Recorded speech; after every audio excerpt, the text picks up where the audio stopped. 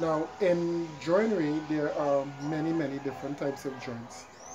Um, but I want to make it very simple and I want to start off with the basics. What we're going to do here, we're going to learn how to make, we're going to learn lap joints. There are many different versions or types of lap joints.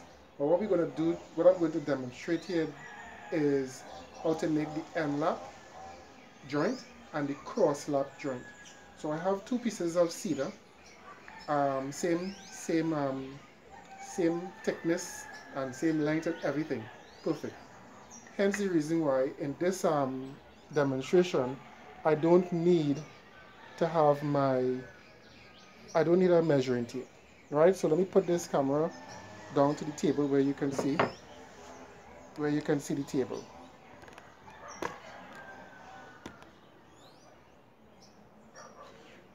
I am not important.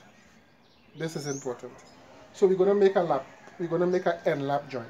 So we have two pieces of cedar, same size, same thickness. So all I'm gonna do, and this is what you guys are gonna do as well, is take the two pieces, lap it over one another, make sure it falls on the edge, like that. Then you're gonna take your pencil and scribe a line here, and then scribe a line here. Once you have those two lines, you take your combination square, and then you square the shoulder of the piece of wood right around, right around. Square right around, right? See? Do the same thing for the other piece.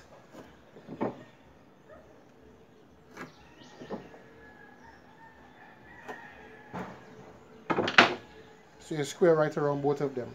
It's called a half lap joint, which means that you are going to take off half of this and half of this. The other thing that is very important is labeling. You have to label the two pieces of material. So you have this material as A, and then you have this material here as B. Right? So this is A and this is B.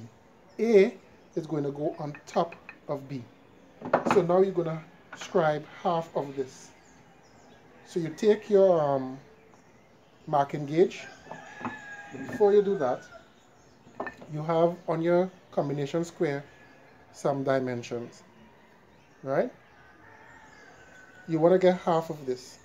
So based on this, on the thickness of this here is 1 inch. So half of this is ½ inch. So I'm going to open my combination square, my marking gauge, sorry, to ½ inch. That's ½ inch here. I'm going to tighten that, and I'm going to scribe this ½ inch, scribe it. And I'm also going to scribe this other piece.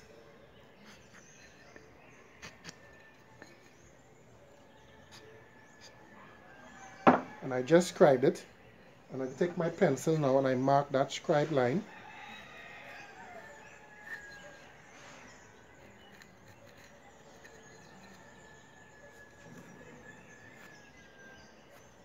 On the two pieces.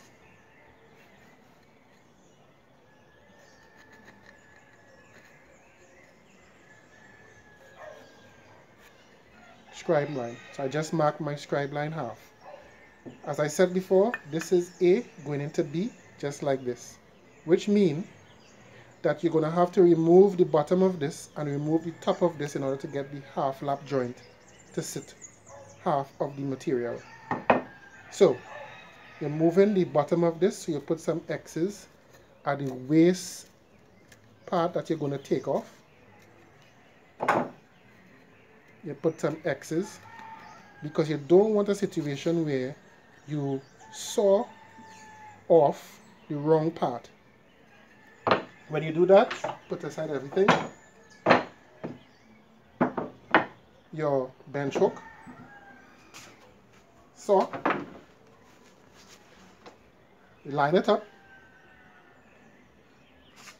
and you saw from the back, come down to the front, to the top and you're sewing down to the line that you see here, right?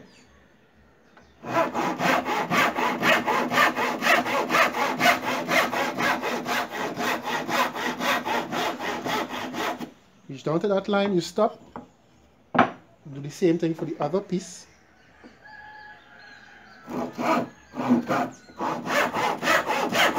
Make sure that your form is correct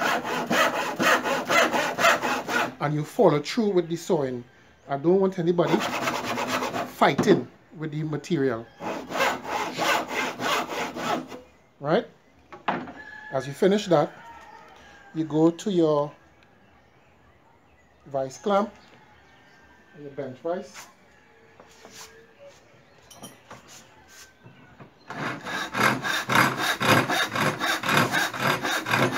You angle the saw like this because you want to come down to make sure that you come down to this line.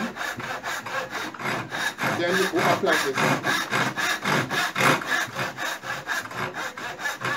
When you come down to that line,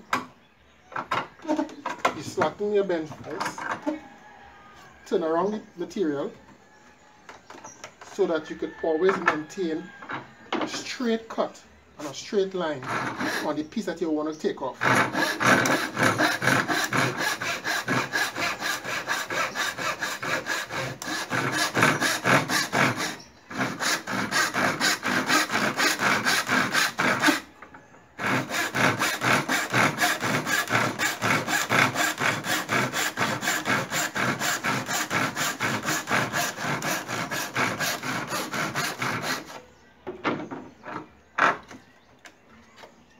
You repeat this process with the other piece.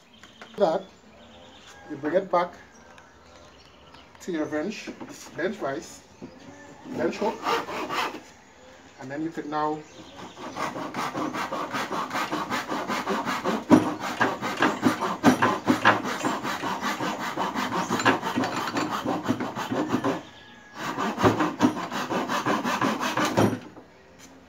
cut off the piece.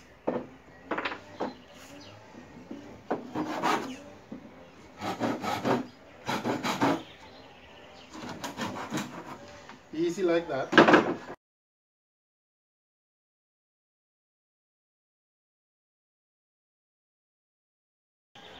Stay tuned.